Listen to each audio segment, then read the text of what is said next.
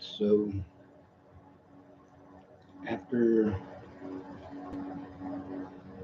going through the three things that you're supposed to do when you're being bullied, it wasn't just harassment on the internet. It was harassment and assaults in real life.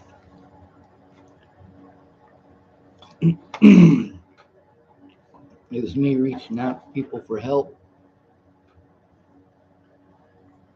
and them getting angry at me when I was frustrated and scared and trying to explain that to them. They wanted to be angry at me and treat me like I was some sort of a terrible person for having a fucking meltdown over abuse.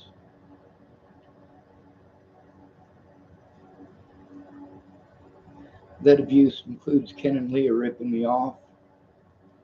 It includes people threatening my life.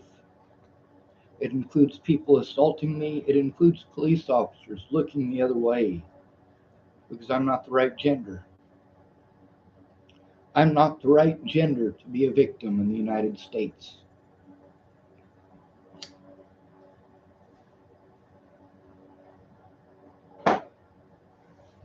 That makes it a bias-based crime.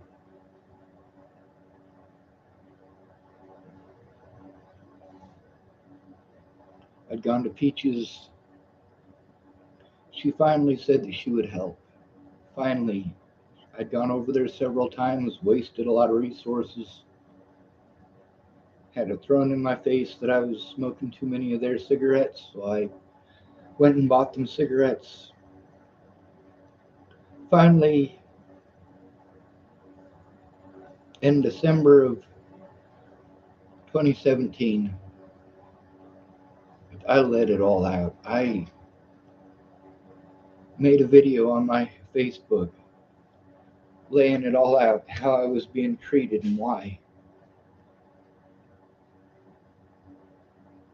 And the three main situations I was dealing with was the bullshit with Natalie Bollinger and Jamie Curtis telling me that there's a safety issue for her being in Rapid City and James living in Rapid City. And she was going to call me once a week. And if she didn't, I was supposed to call her. Well, I called her and she didn't answer. She didn't reply. I couldn't be there in person because my vehicle was busted. I couldn't fix my vehicle because I didn't have any money. My back was too screwed up to do it myself, and I didn't know what the hell was even wrong with it or how to fix it.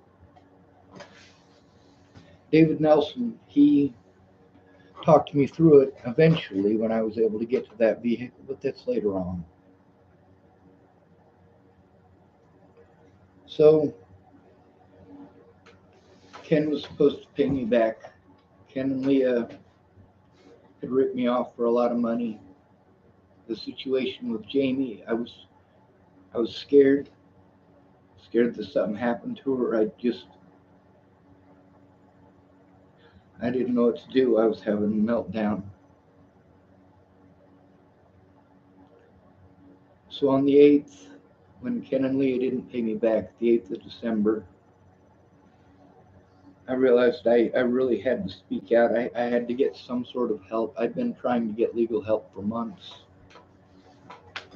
I'd been going to meetings for almost a year between Kara Heller and Jeff Ritter and Tamara and Nicole Peralta, and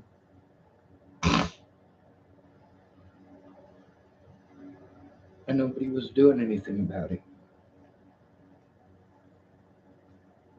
So I got a hold of Natalie's mother on the 9th of December of 2017 to let her know who I was and what was going on, how I was being treated. I tried to let her mom know I needed help. Their assumptions people were hurting me over And nobody would hear me. Nobody would hear me.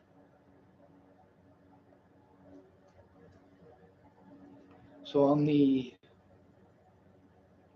12th of December, I took the email Natalie had sent me in 2016 about her dad. And I didn't know how to take screenshots on my computer, and I didn't know how to take screenshots on my phone, and I didn't know how to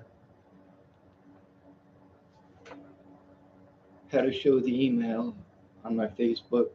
So I just copied and pasted. I copied and pasted it on my Facebook, and I also copied and pasted it to Ted Bollinger's Facebook. Natalie called me the next morning to tell me, and I was still asleep. She called me to say that I made things way worse with her family. For an entire year, she didn't give a fuck what I was going through, did she? For an entire year, she didn't give a fuck that her lies had so many people harassing me and threatening me. People like Tim Beeson, one of her predators. He wasn't the first one, he was just the first one I was able to positively identify and connect directly to Natalie Bollinger.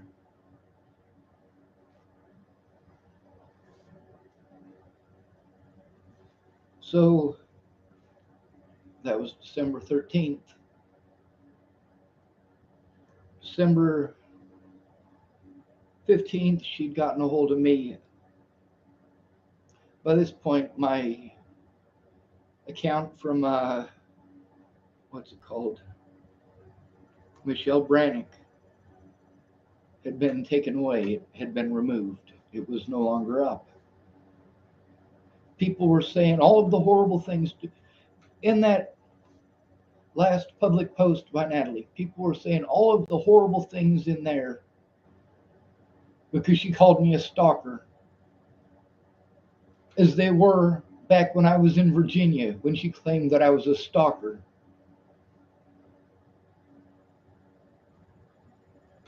I posted up all of the messages, and you'd think that since there was enough of an overlap in all of those, that somebody would have pieced it together and read it. But no, Facebook wanted to jumble up the pictures, not post them in the order that I had taken the pictures in. People just cherry picked what they wanted to pretend whatever they wanted, to take it completely out of context, just like Leslie Snell in court. But obviously, they didn't give a shit about the truth. They had already decided before court how it was going to go. And why wouldn't they? It's their reputations on the line for the crimes that they committed.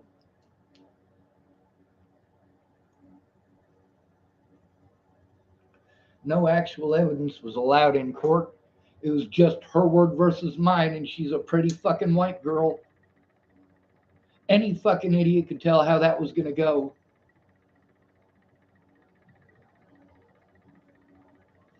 She committed felonies against me and got away with it. Felonies. So let's get back to the timeline. On the 9th, I got a hold of Natalie's mother. On the 12th, I posted that thing from Natalie herself, her own words.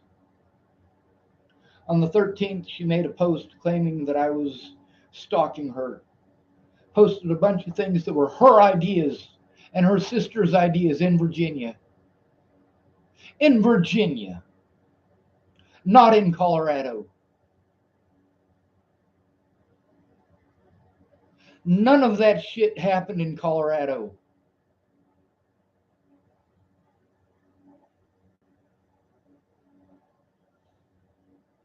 Our Facebook Messenger and the messages from my phone, they show that we were friends while those events were happening. While I was staying behind her sister's work, We were friends. You could see in our messages between me and Alicia that she was inviting me over when she was having lunch and when she was having cigarette breaks. These are not the things that you do with a stalker. It shows that they did invite me to their mother's house. That for my birthday, while I was supposedly stalking them, Natalie wanted to do something with me for my birthday.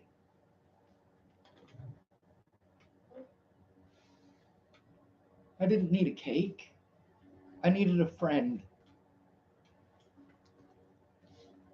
She kept on telling me she wanted to talk to me, and it just wasn't the right time. It wasn't the right time, and that's the thing, is that I told her we had all the time in the world, and I was wrong.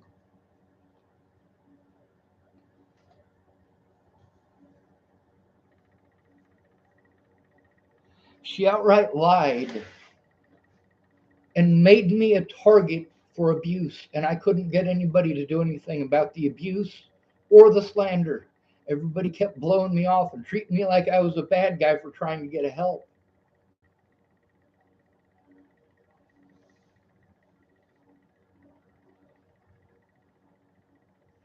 So on the 9th, got a hold of her mother to try to get help. On the 12th, I exposed her dad with her email. On the 13th, Natalie called me to say I made things worse for her family or with her family. On the 15th, she made that, or on the 13th, she made that public post. On the 15th, she said that she wanted to meet with me to stop all the crazy. Of course, it's fucking crazy. It's crazy to think that a woman can destroy a man's life like that and nobody is going to fucking help him.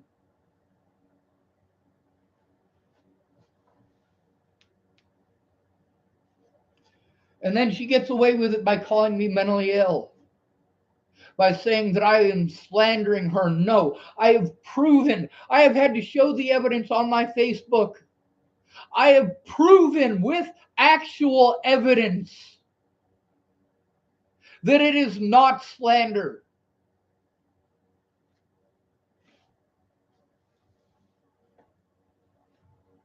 I walked over 100 blocks to get to Miss Peach's house at 120th and Melody. That's Kayla Trujillo. It took me all night, but I was able to get there by the time Miss Trujillo went to work at the 29th Street Mall in Boulder, Colorado, where she worked as a security guard.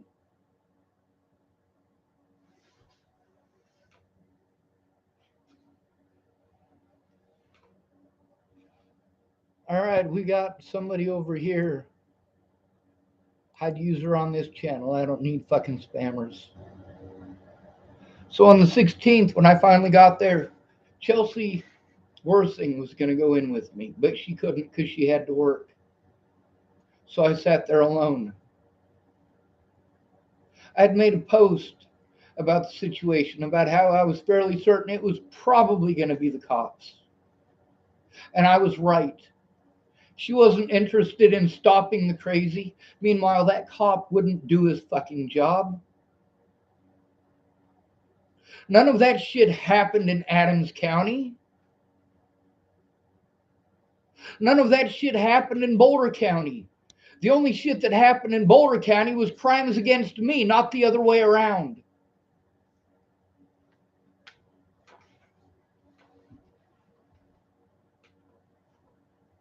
Jeff Ritter had already told me, well, we can't do anything unless you have paperwork. I was served papers. I let him know I was served papers. He said he couldn't do anything about it until after the first of the year. I mean, it's the fucking 16th of goddamn December.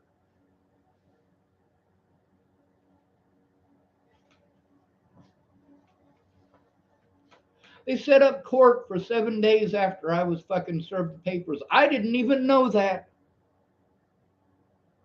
I didn't even know how it worked. Just seeing the thing gave me severe anxiety. Nobody bothered to tell me that there was a fucking court date or that I needed to go to it. People think that I should automatically know these things. No, I didn't automatically know these things. Meanwhile, I still needed help to turn in these predators, to get someone to take it seriously, to go in with me because this shit was seriously fucking happening.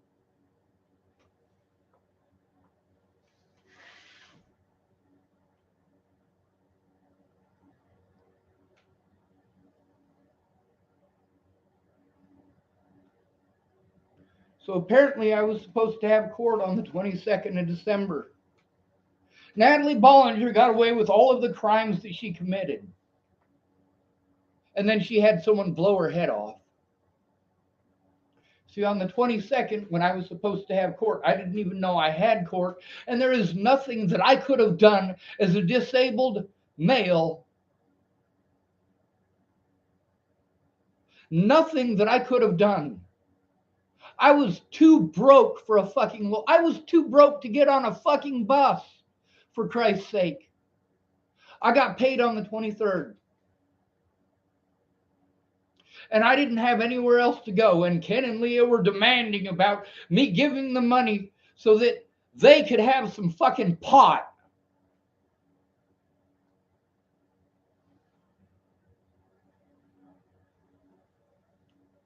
So I gave them more money. I mean, I'm fucking stuck in that situation. I have nowhere else to go.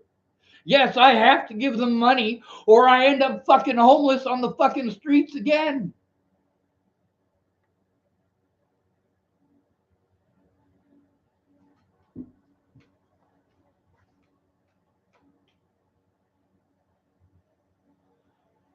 So then Christmas fucking sucked.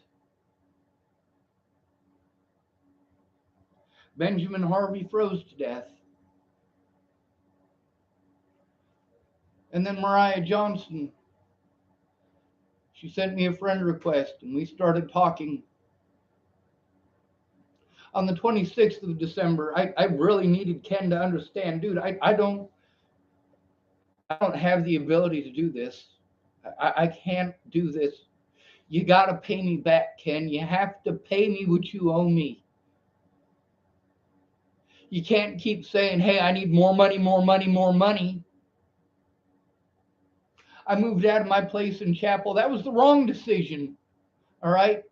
That was the wrong decision.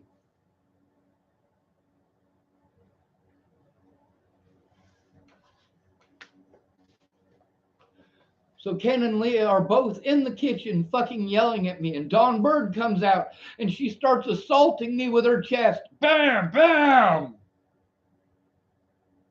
So I back out the door. I don't like confrontation to begin with. And I back out the door.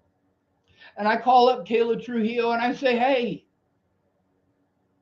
I'm being abused. I need help. I need help getting a lawyer. I need help setting up a GoFundMe so that I have some money to fucking live on.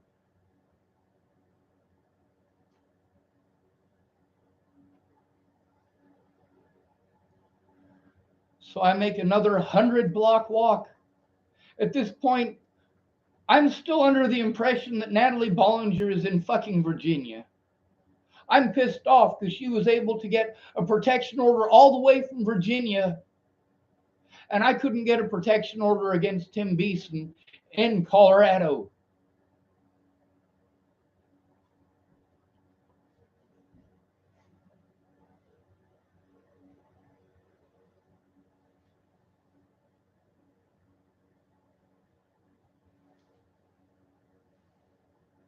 On the 27th, Kayla Trujillo had surgery. She was going to help me after her surgery. I had reached out to Shauna Sinclair. I was having a severe fucking panic attack. I needed help. I was hoping that she would help me with setting up a GoFundMe, help to walk me through it. Nobody knew how to do it.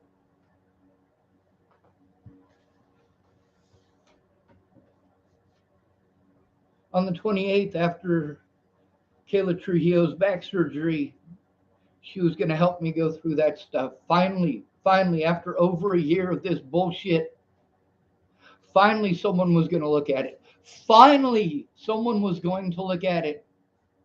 And that's when I got the phone call that Natalie Bollinger was missing. And I called the number back.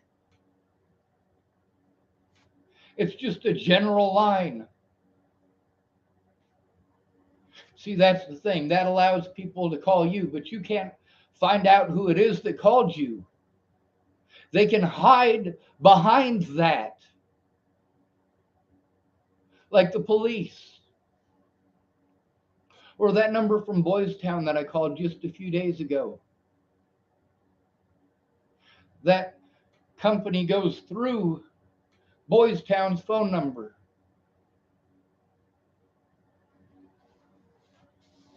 I got a hold of Sarah Rubiolo Spice just in case Natalie was missing in Colorado. I got a hold of Brett Roloff in case she was missing from Virginia and let them both know what was happening. Please help find her. I made a video. Please help find her. But you know what? I'd also made 2 other videos that morning. One of them about Shauna Sinclair's daughter going missing, and another one about Mandy Singer's son going missing.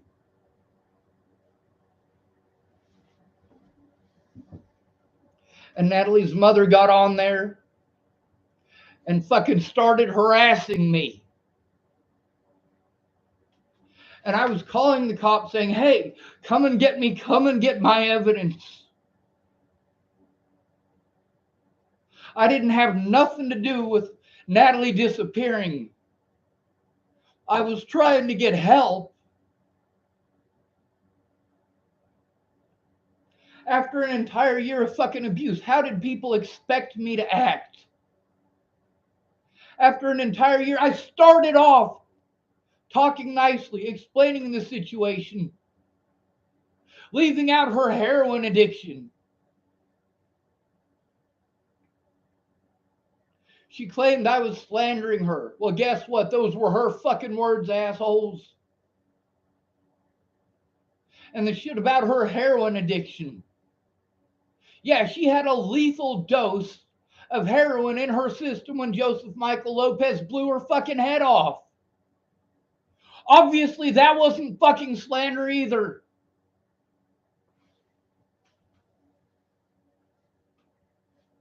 You say it's my fault. My fault, my fault, my fault.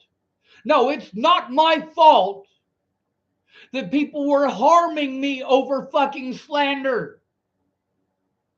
And then it's all over the fucking news and all over social media. And these Natalie Bollinger groups, these were not justice for Natalie Bollinger groups. These were Sean Schwartz hate groups.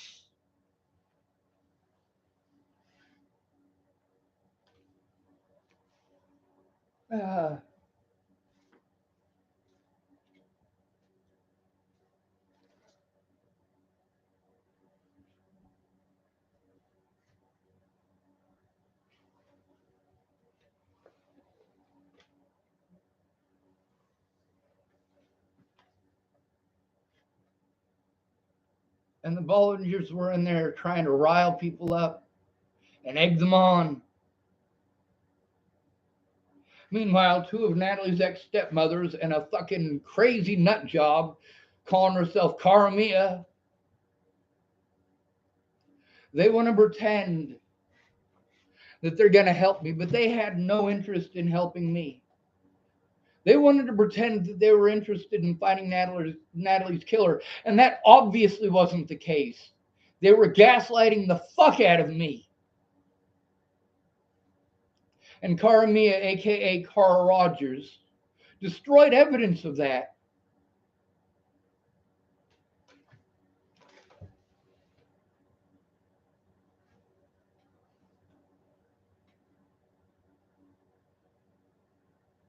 And I'm not allowed to be angry, but they're allowed to be angry. I cared more about Natalie Bollinger than her family ever did.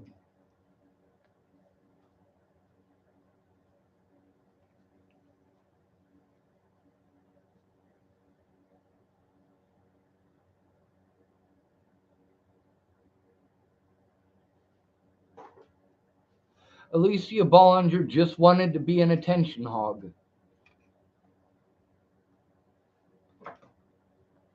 Her mom just wanted to fuck around with horrible men. This woman is a horrible judge of fucking character.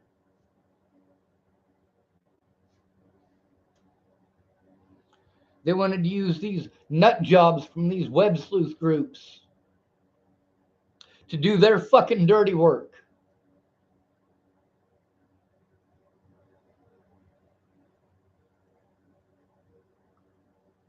After Shannon Alvarado exposed Kara Johnson Miles, Katie Cahill knew about this woman already.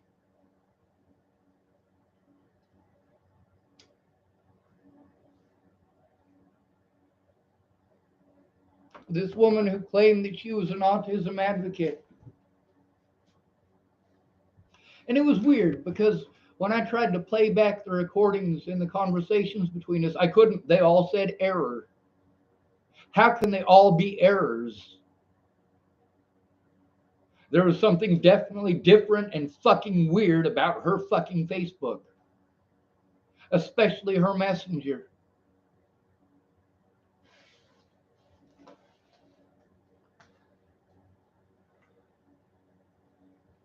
And then I went to Todd's house. Todd drove by, he saw me and told me to get in.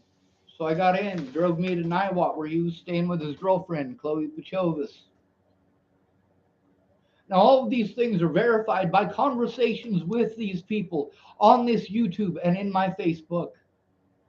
All of it can still be verified by evidence on my YouTube channel and on my Facebook.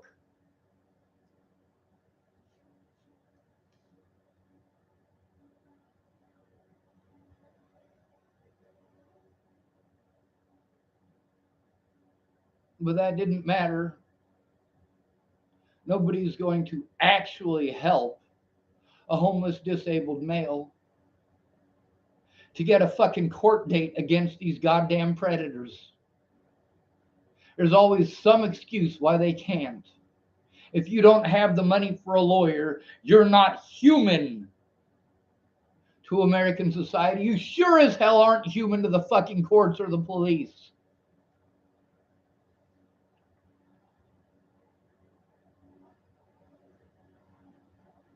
So when Natalie disappeared, I went to Todd's. He was fucking screaming so much. So much. He was all fucked up on ketamine. Screaming at Chloe. Kicking her out every morning, taking her keys, taking her phone, saying, I paid for these. I had never seen Todd Ryan Case act that way. Ever.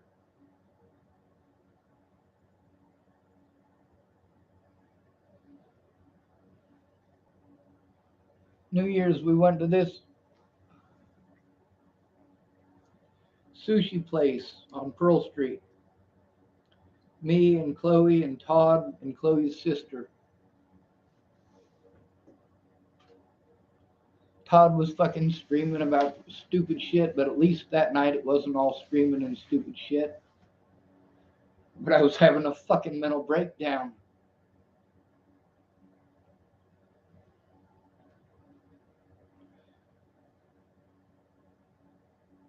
Then I was out on the streets with my backpack full of evidence.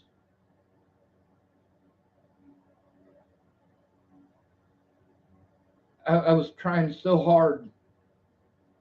I was in contact with Danica and I was hoping she'd be a little bird for me. I was pretty sure either Tim Beeson or Ted Bollinger killed Natalie. Both of them are sick enough to fucking do so. I've been trying to turn this shit in for over a fucking year. Over a year by the time Natalie disappeared.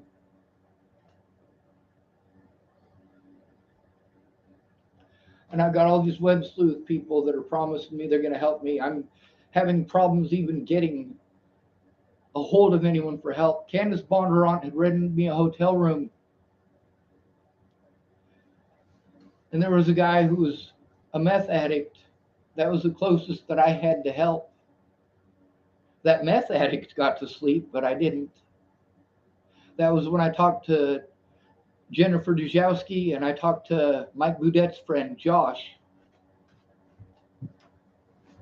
And the agreement was that they weren't going to release it until after they found Natalie's killer and that they would turn it into the fucking cops. Neither one of them did so. Not Jennifer Dujowski and not Josh. Obviously, Mike Boudette twisted everything into me being a fucking monster and the actual monster, Tim Beeson, being a decent dude. No, he's a fucking piece of shit. He's an abusive fucking drug dealer. But you don't want to hear that. Mike Boudette says otherwise, so it must be fucking true.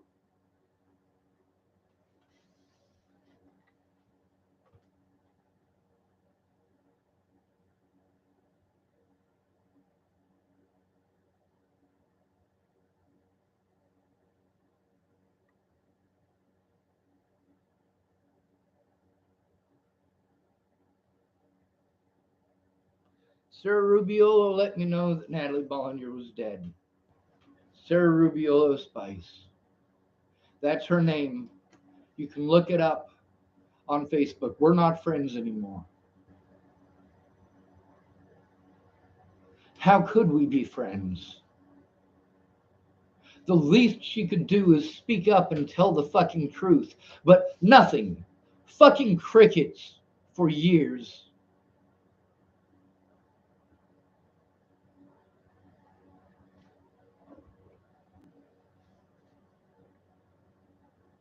She didn't speak up, but I did. I did. So then there's the assault by Waylon Lolatai. I wasn't trying to kill myself. I wasn't trying to kill myself. I was trying to catch her killer. And a guy named Ryan, after I'd been at St. John's Church for hours, I walked down to Lolita's. And when I was there, I got a phone call from an officer calling himself Officer Ryan of Broomfield Police Department. And I made him promise he wasn't going to send the Boulder Police Department because they're hobo hunters. He said it would be either him or his partner that came to see me. He fucking lied out his ass. I didn't have the ability to fucking record that. I didn't have the ability to do anything. I was fucking completely goddamn alone.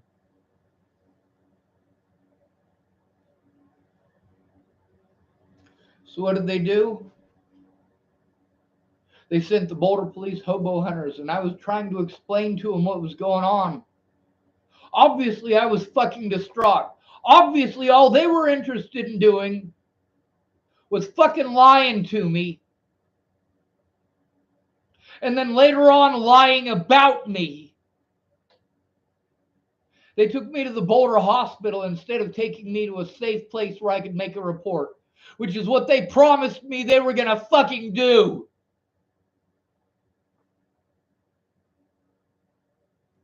And their body cameras show that. But nobody bothered to get the fucking body cameras. All they had to do was press false charges against me.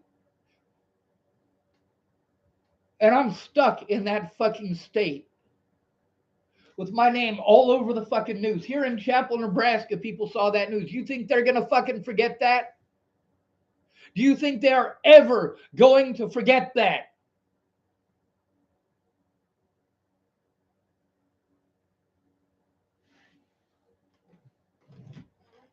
Do you think any of these people in Chapel, Nebraska bothered to look at the evidence, or do they just judge me and harm me? They judge me and harm me. Now, the rest of these people, you want to say We shouldn't care about what other people think. All of these people have to be afraid of what people in this town think. They have to be. You shouldn't care about other people's opinions? No, you have to care about someone else's opinions. People will fucking kill you over their opinions.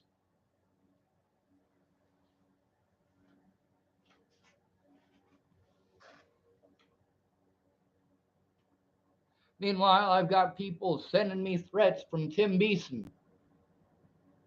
Sending me screenshots of threats from Tim Beeson, and I don't even know how to take fucking screenshots. I still, at that point, didn't know how to take screenshots. And when they took me to the hospital and wanted to take away my phone after I was talking to Jerry Sparks, and she said she doesn't know any lawyers, that's when they fucking pounced. All I was trying to do is show them the fucking evidence of what was going on. And they weren't having none of it. They were too busy with a goddamn frame job.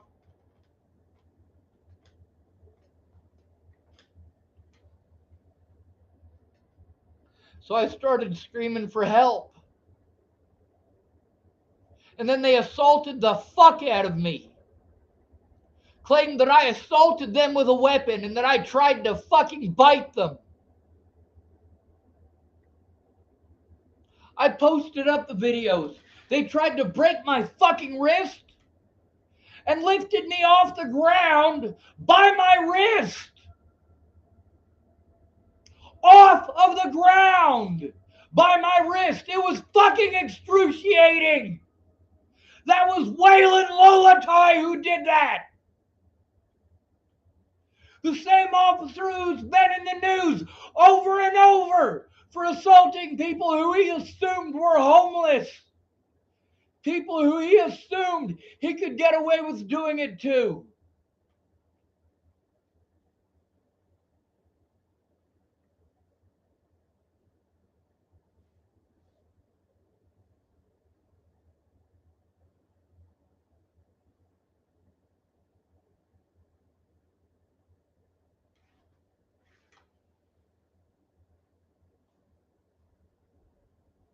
Then they took me to jail and charged me with felony assault against an officer. Waylon Lolatai tried to break my fucking wrist, lifted me off the ground to hurt me as much as possible. It was excruciating.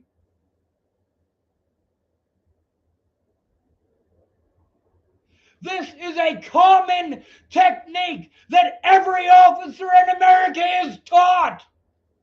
They are trained to torture people and to play fucking victim. He tried to wrench my leg off of my fucking body.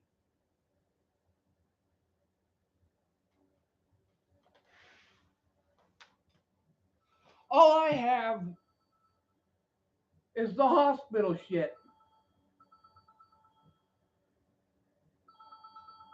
That's all I have. And the hospital stuff has no sound. You can't hear what's going on. You can't hear them saying, flip this way, flip that way, flip this way, flip that way. I was following their fucking instructions. And then they got to write down on their paperwork because they already knew that they were going to prevent those body cameras from being fucking shown.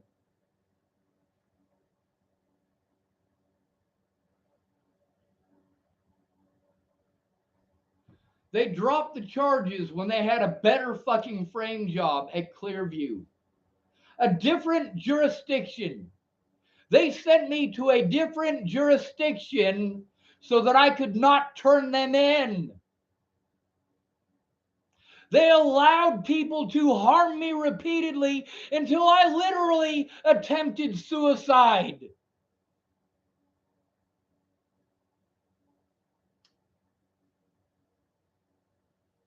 Denied me the right to call 911 from the hospital.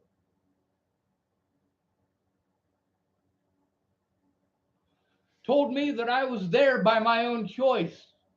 And when I tried to leave, I was tackled to the ground and injected with fucking drugs at that hospital. And then they shipped me to where? They shipped me to Clearview. And in between there was the situation with Candace Bondurant and the pocket dial for Miss Shelley and Officer Michael Beard harassing Candace on her way to take her kids to school and at her work. He didn't need to harass Candace. He needed to do his fucking job. There was a 911 call made, and he needed to make a fucking report about it. He needed to talk to me.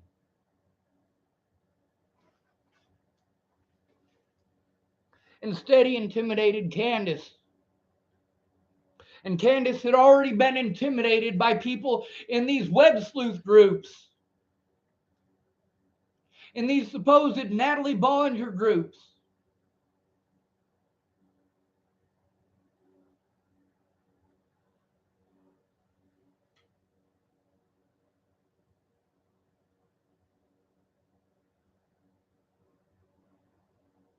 She wouldn't help me turn it in.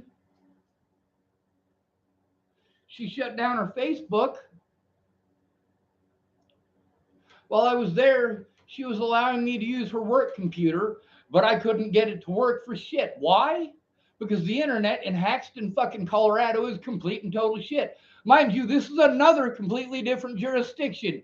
And these officers are working together in all of these jurisdictions to threaten, harass, and intimidate anybody who tries to fucking help me. Law enforcement did this.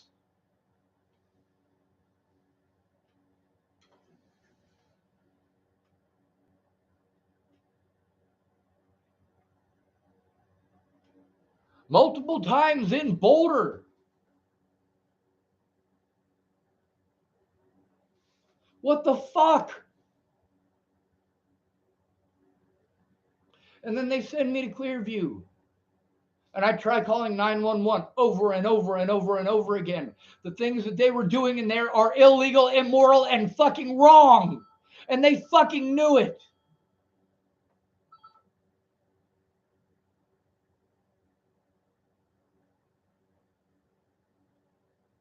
And you get to see how I reacted after being assaulted at Clearview. They antagonized the situation. Just like what had happened at the Boulder Hospital. Just like what happened at the Louisville Hospital. They antagonized the situation. They are not taught to de-escalate the situation. Christina Davies typed hello again. Oh no, you don't seem happy today. I'm not happy today, Christina Davies. I want you to go to my Facebook. I'm going to give you a link to it. Take a look at it.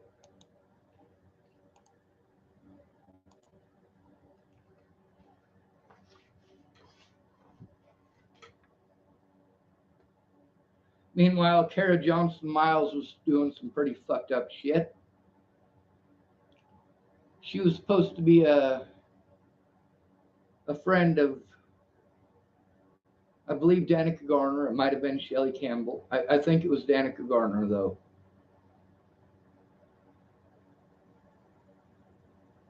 I asked if she was the autism advocate. She said yes. She wasn't. Meanwhile, I'd been hooked up with an autism advocate named Lisette Brown, who wasn't doing anything. There's no services. When you are a homeless male, you don't have the money for a lawyer, and all of these places turn you down. There are no services for disabled homeless males when they are being abused like that and gang stalked. Except it went from being gang stalked by about 40 people to hundreds of people. Hundreds. But you don't want to talk about that, do you? You only want to talk about how I reacted to long-term abuse, mass quantities of abuse.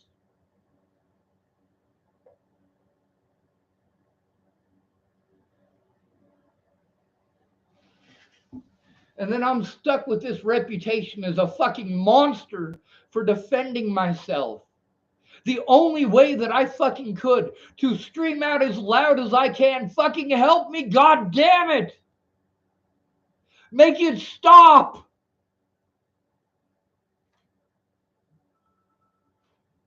Peaches, right after I'd gone to the police on the 29th of December of 2017, she said she would allow me to stay there for the night, but I had to leave first thing in the morning. So I did. She didn't help me with anything. She wanted to go to sleep. She told me her mom was not okay with me being there. That's not my choice. So I was thrown to the fucking wolves on the 29th of December. Thrown to the fucking wolves.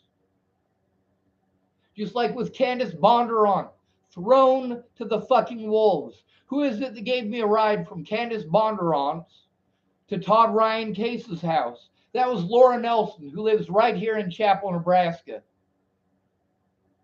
That situation with Jordan Anderson, she's also a witness to that.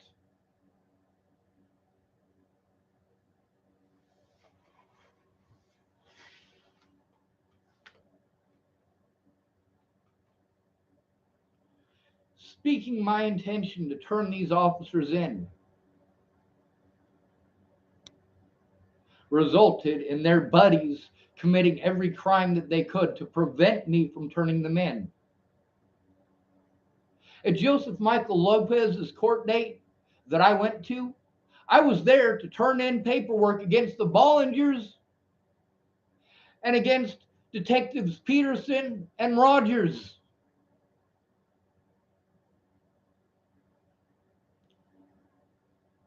Now, I can't use the term killing two birds with one stone because somebody's going to pretend like I'm threatening someone's fucking life. But I was there to take care of two things at once. Turning in these predators and seeing the man who shot Natalie Bollinger in the fucking head.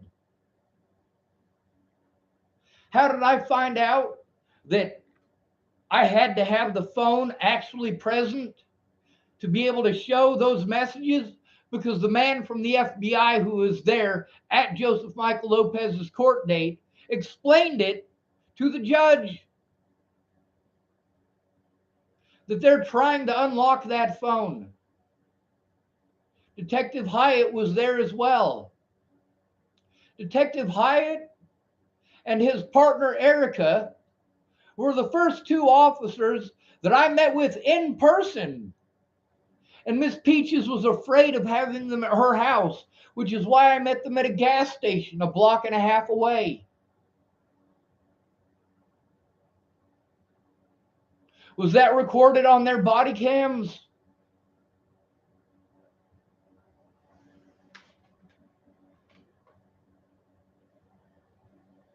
All of that should have been recorded. All of that should have been on their body cameras. All of these things should have been done on their body cameras, and I should have had someone there with me for my safety to prevent them from doing these immoral fucking tricks that they learn in order to try to frame somebody for a crime they didn't fucking commit. But it's fine, isn't it? Because I'm not a human being. I'm a disabled homeless male. I have both physical and mental disabilities. I can't physically defend myself. I cannot mentally defend myself. I am scared shitless of police because I know that the number one people victimized by police, the people who are the easiest for them to do these things to, are disabled homeless males. The police know this. The public knows this. Everyone in America knows this.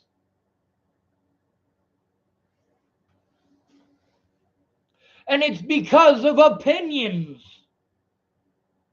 They get to use opinions to deny you your rights. They know that the general public just assumes that all of the homeless are fucking druggies or alcoholics or child molesters or rapists. Every disabled homeless male has to be afraid of the things that have happened to me. Because nobody in reality actually fucking cares.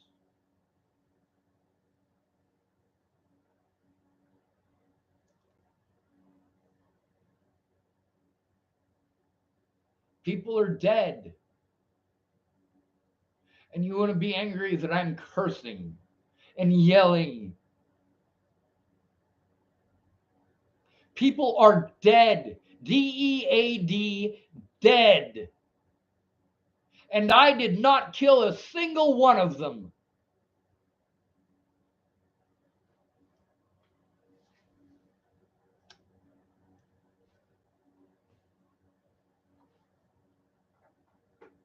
Natalie Bollinger pretended that I stalked her to make her family fucking happy. She had Joseph Michael Lopez blow her fucking head off to make her family happy. After I left Virginia, I got a hold of Natalie Bollinger for one reason and one reason only. To beg her to tell the fucking truth. To beg her to put a stop to this.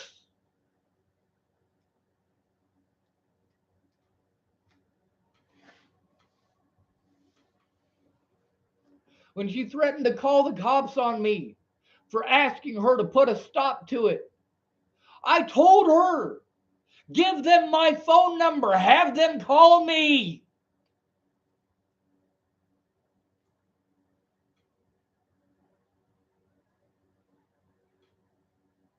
It's obvious the cops aren't going to listen to me. It's obvious that Natalie wasn't going to listen to me. It's obvious that my friends were not listening to me.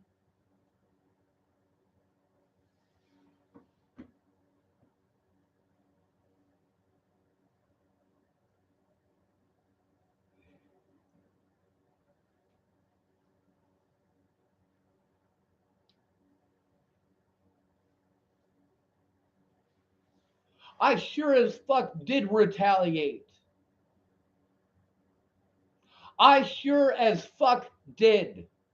Do you know how I retaliated? I told the fucking truth, the whole truth, and nothing but the truth, which is not allowed in court. They wanted to omit the truth. They prevented the truth from coming forward in court. They ignored the truth. They ignored the safety issues. They ignored the threats, harassment, and assaults by the Dual County Sheriff's Department.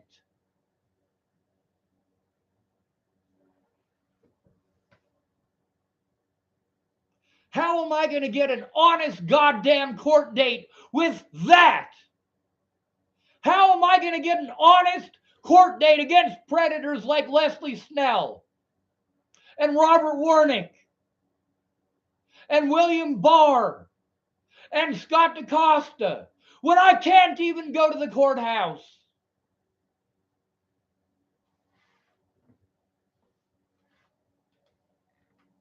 When they are allowed to twist anything that I say into whatever fucking meaning that they want. It is obvious that they did everything that they fucking could. They had already decided to cover for each other before that court date ever fucking happened.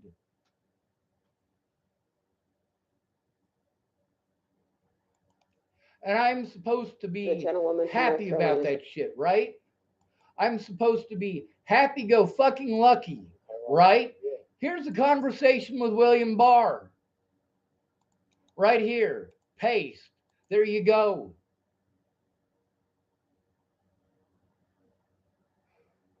Tell you what, we will edit my court so that it says it's my court, so everyone knows that it's my fucking court.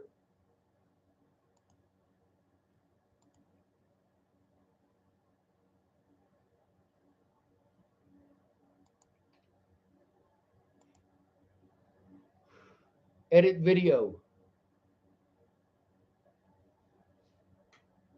Change the name just a little bit. My recorded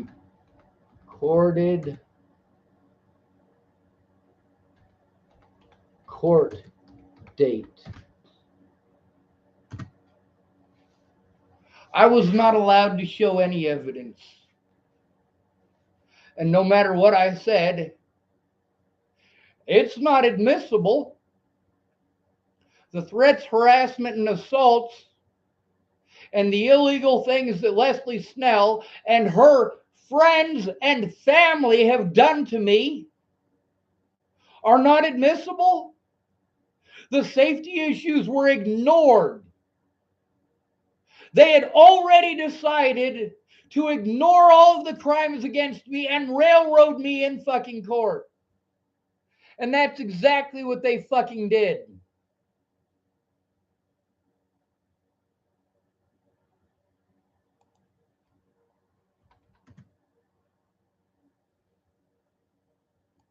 Save.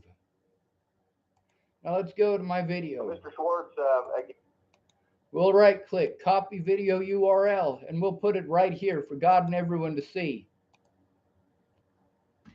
My court date.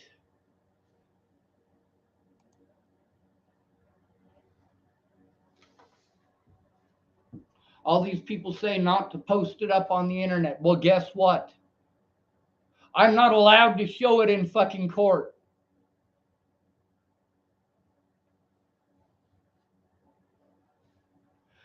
These officers, when they knew that they were being recorded, acted entirely different.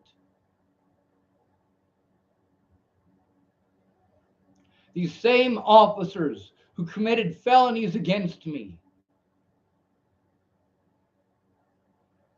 wanted to act completely different. See, that's what gaslighting is.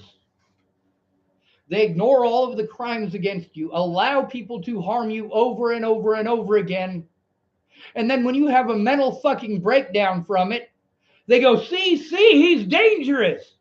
And then they assault the fuck out of you and send you to Scotts Bluff and have you injected with fucking drugs. Or they send you to Clearview and have you injected with fucking drugs. I was assaulted at Clearview. I was assaulted at the Louisville Hospital, both times injected with drugs. I was assaulted in the Boulder Hospital and injected with drugs.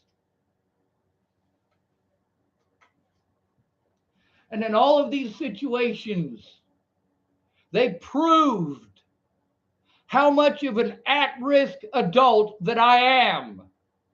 How much risk a homeless, disabled male is at when police officers can play on public opinion to get away with committing felonies over and over and over again. This is police protocol.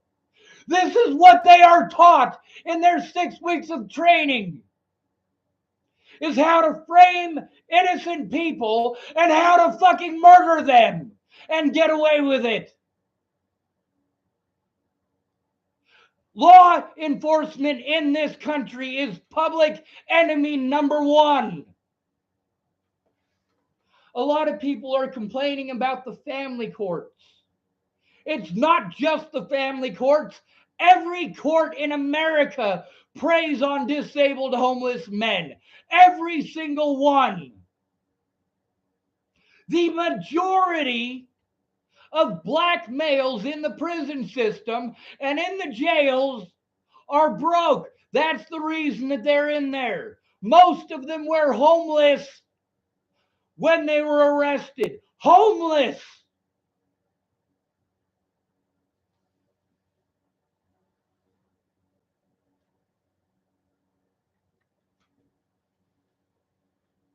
Meanwhile, Boulder, Colorado is quite liberal with how they treat black people. They are extremely nice to black people. All of the officers in Boulder, including the racist officer Smiley, are extremely nice to black people, unless they think you're homeless. If you are homeless, you are just another fucking notch on their goddamn belt. The people in this town who hate me have never bothered to try to look at all of the evidence. They have never bothered to look at both sides. They have listened to the slander, assumed that it is true. And those who pretended to be my friends and pretended to support me, they never made any effort to look at the evidence either. They kept on saying, I trust you, Sean. And then later on, they say things like, oh, well, I didn't see it. Holy shit. That's why I needed someone there to see it, to verify it. Now, at my court dates, there were people who did see some of those and verify some of those, and they're on my YouTube channel as well. People like Graham Milburn and Steve Tombleson.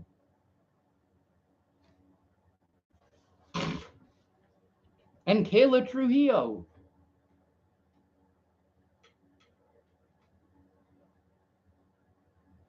But these people aren't going to admit to the help that they even provided me. They're too afraid to even do that, which is why I recorded them.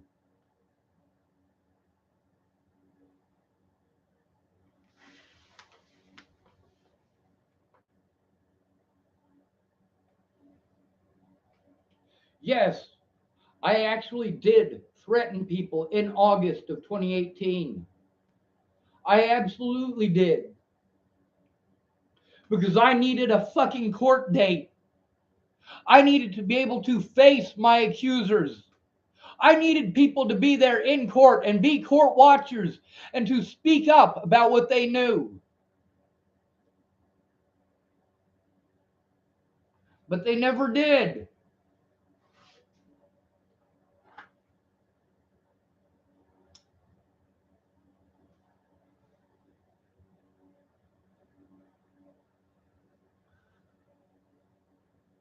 Yes, I absolutely threatened people, and I admitted to it.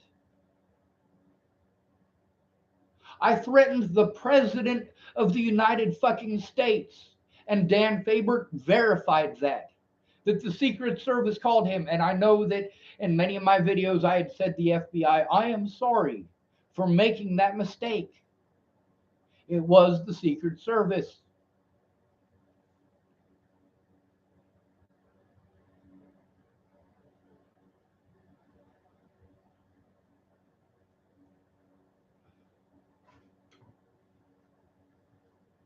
That situation with Clearview, I didn't have any money because they, instead of setting up an Uber to take me to Louisville Police Department or Louisville Police Station so that I could get my evidence as well as get my money,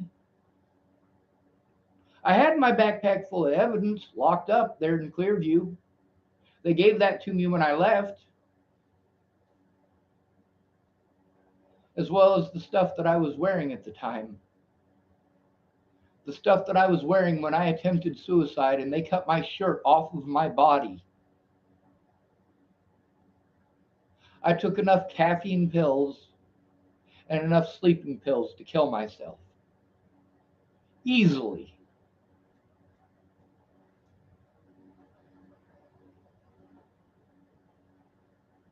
If I'd have succeeded, Joseph Michael Lopez would have walked.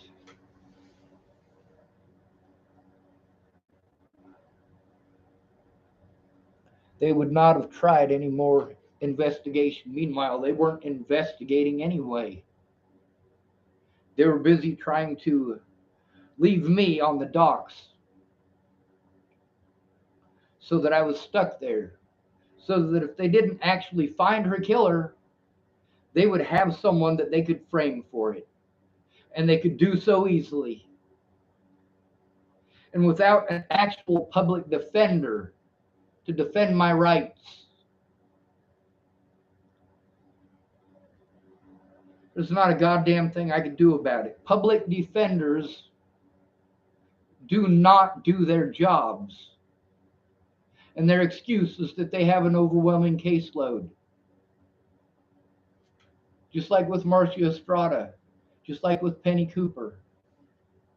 If it was not an excuse, then they would have spoken up about that in court. Public pretenders do not give a fuck about you. They don't give a fuck about any of you. That is why the poor get blamed for every goddamn thing. Poor people don't even have to break the law. An officer can come up and harass you and threaten you and intimidate you. And when your words don't come out perfect, they slam you on the ground, charge you with bogus bullshit. They could literally only charge you with resisting arrest, and that is good enough. Well, what the fuck am I being arrested for? They don't have to say. They're holding you for resisting arrest.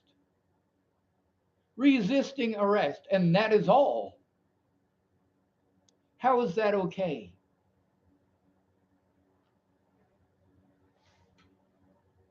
Meanwhile, the guy who owns this house, being threatened on multiple occasions by Scott DaCosta. Dual County Sheriff's Department charging him with some pretty bullshit crimes. Trespassing on a public sidewalk.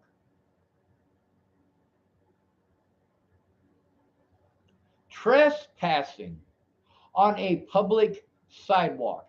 That is a homeless crime. That is something that Boulder Police Department charges many homeless people with every year. Every year. Trespassing on public property.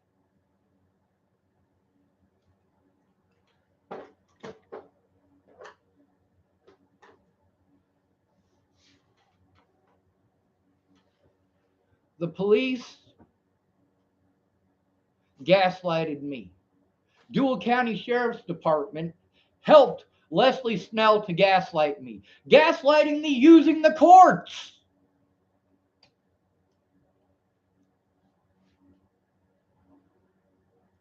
I'm the only one in the court system on my court date who is not a goddamn kangaroo. And there are many of you who are going to go, oh, he thinks these people are kangaroos. He's hallucinating. No, no, no. That is a reference to it being a kangaroo court. Every court in America is a kangaroo court when you are a disabled homeless male. 100% of courts in this country are kangaroo courts when you are a disabled homeless male. 100% of them. When you are a disabled homeless male, the public is your enemy and not by your choice. The courts and the cops are your enemy and not by your choice. There's the way that the law is written, and then there's the fact that they victimize the shit out of you, because it really does come down to a popularity contest. In order to get help, you need a pretty white girl to go in with you when you go in to file a report. If you are a homeless, disabled male, you need a pretty white girl for your protection.